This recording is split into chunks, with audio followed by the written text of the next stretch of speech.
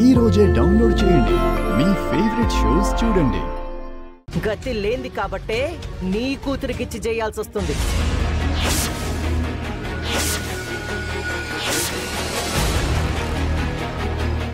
ఏ ఇంతకంటే మంచి సంబంధం దొరుకుద్దా నీ కూతురికి? మినిస్టర్ పదవుంది, కోట్ల ఆస్తి ఉంది, ఇంకా కోట్లు సంపాదించే అవకాశమూ ఉంది. అదంతా అనుభవించేది నీ కూతురే కదా.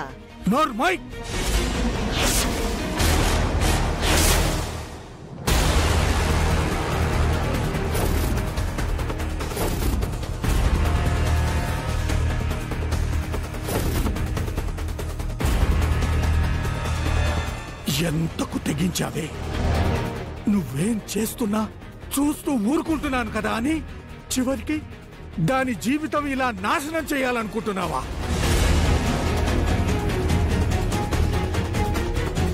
అఖిలాండేశ్వరి గారు, తాతయ్య వాళ్ళకి చెప్పలేదా?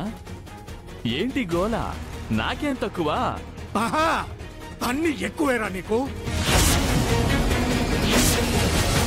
ఆస్తి ఉందని, పదవుందని, నీకు నా మనవరాలనిచ్చి చేస్తానని బుద్ధి లేకుండా అది చెప్పిందే అనుకో. నువ్వెలా నమ్మావు?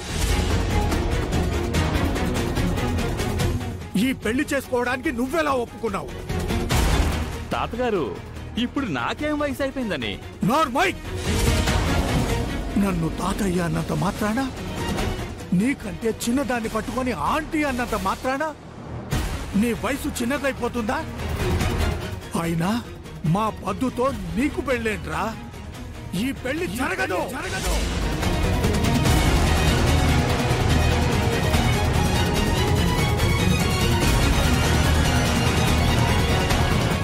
ఎందుకు జరగదు? దీనికి ఇంతకంటే మంచి సంబంధం వస్తుందా? దీని తండ్రి ఓ హంతకుడు.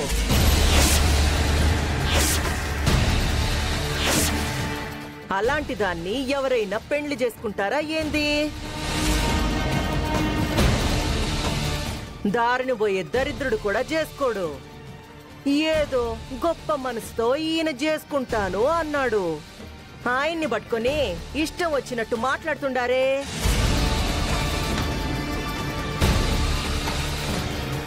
నువ్వు ఒక బిడ్డకి తల్లివేగా ఇలా మాట్లాడుతున్నావు. చెయ్యని తప్పుకి నా భర్తని నేరస్తుని చేశావు. అది అడ్డం పెట్టుకుని ఇప్పుడు నా బిడ్డ జీవితాన్ని నాశనం చేస్తున్నావు. నాశనం కాదు, న్యాయం చేస్తున్నాను. వేరే సంబంధం ఏదైనా చూడండి, ఎవరైనా ముందుకొస్తారేమో.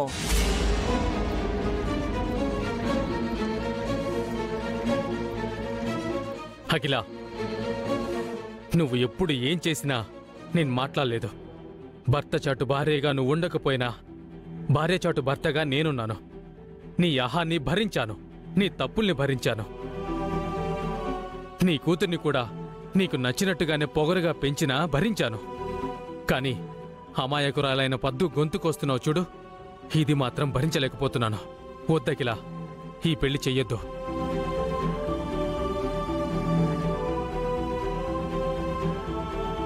ఇందులో తప్పే ఉందో నాకేం అర్థం కావట్లా.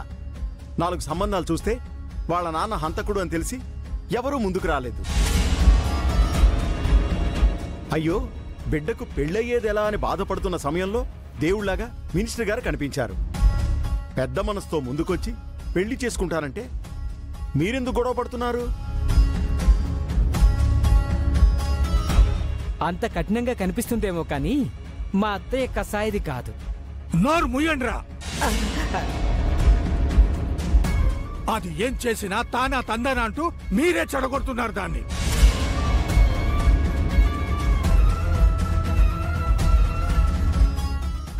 నీ కూతురి జీవితం బాగుండాలని ఇంత కష్టపడి పెండ్లి వరకు తీసుకొచ్చాను.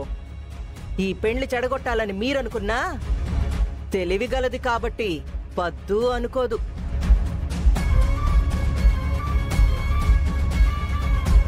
ఈ పెళ్లి ఎలా జరుగుతుందో, నన్ను కాదని వాడు తాళి ఎలా కడతాడో నేను చూస్తాను.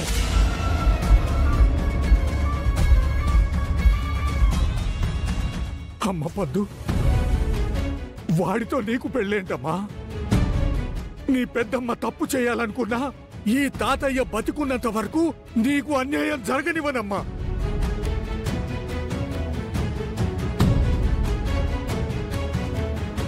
రామ్మా.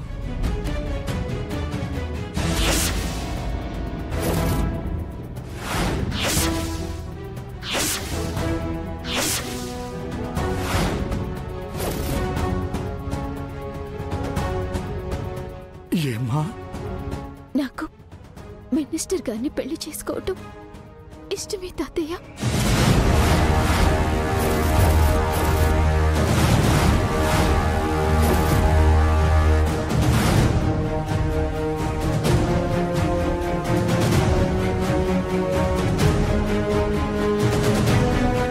ఏం మాట్లాడుతున్నావే? అతను నీకెలా నచ్చాడే? అతన్ని పెళ్లి చేసుకుంటాను అంటున్నా? అమ్మా పద్దు, నా మాట వినమ్మా ప్లీజ్.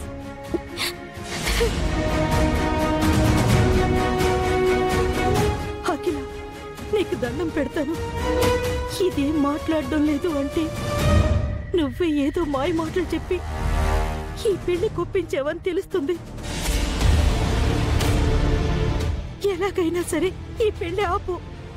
జీవితాంతం నీ కాళ్ళ దగ్గర పని మనిషిలా బతుకుతా, అంతేకాని నా కూతురు జీవితాన్ని నాశనం చేయొద్దు.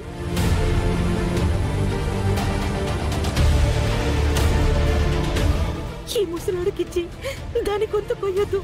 ముసలోడేంటి ముసలోడు? కాస్త గడ్డ నెరిస్తే ముసలోడు అయిపోతానా ఏంటి?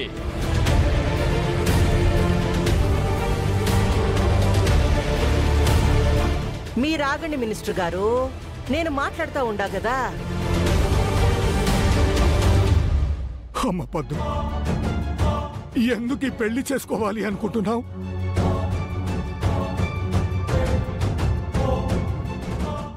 ఈ పెద్దమ్మ ఏం చెప్పి నిన్ను పెళ్లికి ఒప్పించిందో నాకు తెలీదమ్మా.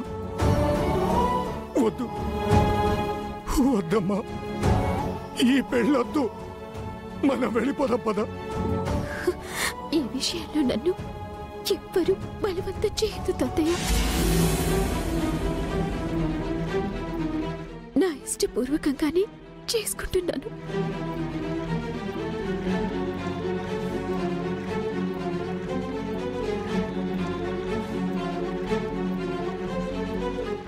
అదే ఎందుకమ్మా? కారణాలు చెప్పలేని తాతయ్య. ఈ పెళ్లి జరగాలి, అది ఆయనతోనే జరగాలి.